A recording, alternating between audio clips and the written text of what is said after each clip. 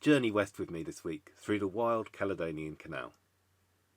It's finally happened. Trilleen is on the move again. Mastless still, but I've decided to come into the Caledonian Canal and explore it with a friend from university many years ago who is also disabled, so we're going to be exploring how our different disabilities affect our sailing. The Caledonian Canal is a remarkable piece of almost accidental civil engineering.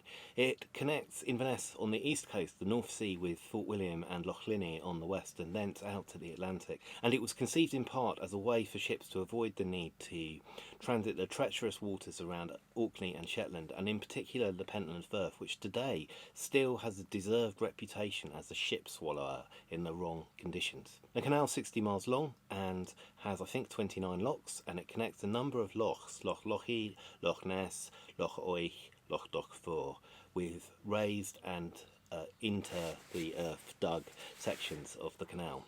The engineer Thomas Telford actually thought initially that it wouldn't be too much of a challenge to do because there were all these lochs and the sections of canal were relatively short and there was lots of water available. He was wrong. It took 19 years, far more than was originally estimated, to build the canal, and indeed by the time it was finished one of its main purposes was no longer necessary.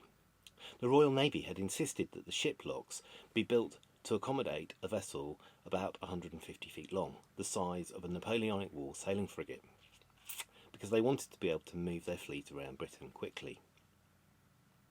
Unfortunately, and somewhat deliciously, by 1821 the Napoleonic Wars were well and truly over.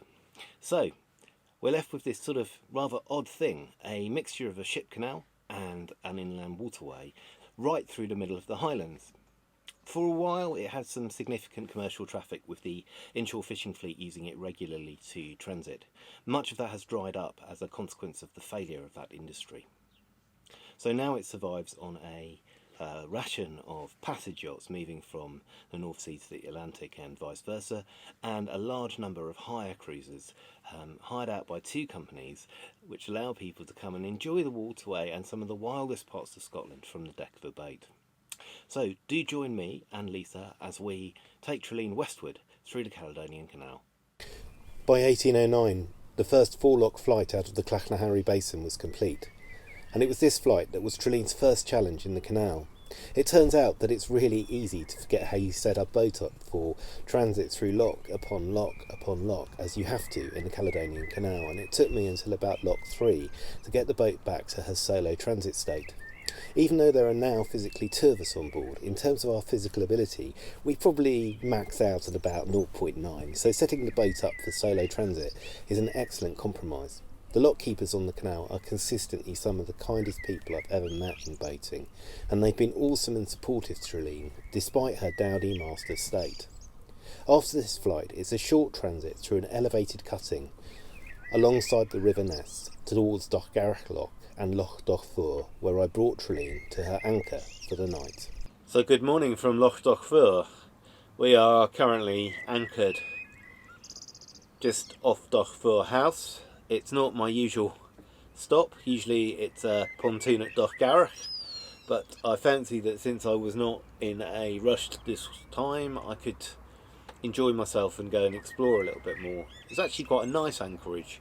We'll see if the hook now comes up, which is always the big test, because who knows what's on the bottom of this loch, which was flooded to or increased in size to connect Loch Ness and the Caledonian Canal, and this serves as a route to the weir which empties Loch Ness into the River Ness and regulates the level of the canal. It's an amazing story actually, Loch043 House, that in 1745, like so many other people who were in the nobility, they kind of backed Bonnie Prince Charlie and then had to flee. And they spent many years in exile, I think more than 10 years in exile in Europe. And when they came back, they were somehow able to scrape the money together to build a modern mansion house in place of their castle, which had been razed to the ground by the government. So actually they came out of it rather well, because I don't think any of them lost their lives, and they now have a really nice house, which is a sort of country house hotel. I'm not sure if it's still in the landed family, but it's a fine sight this morning. So today the plan is to move the boat to Fort Augustus, which means navigating down the length of Loch Ness, and I'm really excited to have Lisa with me.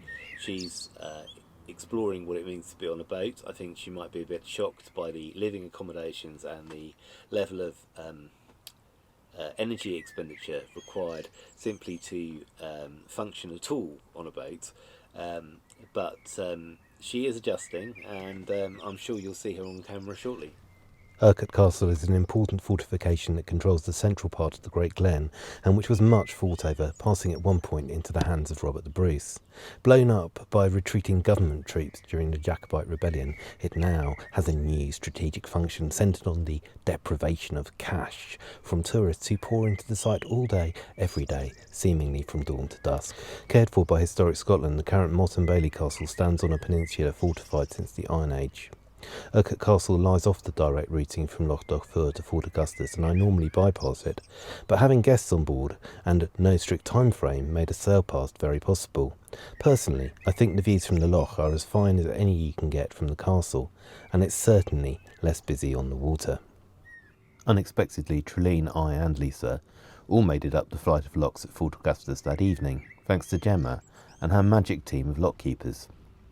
Our ascent was a bit forced because technical issues meant that the lower level ablutions were definitely closed, and there isn't any film because, as I recall, both the camera and human batteries were flat. We'll try and do better on the return trip. From Fort Augustus, the canal enters the Middle District and the terrain assumes a distinctly mountainous character. Personally, I love the transit through this area. The locks are less perfect than the flight at the ends of the canal, being constructed from pretty much what the canal engineers could quarry or lay their hands on locally, and in Kitra and Lagan, both locks are constructed down either to bedrock or near fossilised remains of a great forest. This went on to cause the engineers much grief, because they had omitted the usual curves in the lock walls, which are there for a very good reason, and that led to an extensive reconstruction being required later on.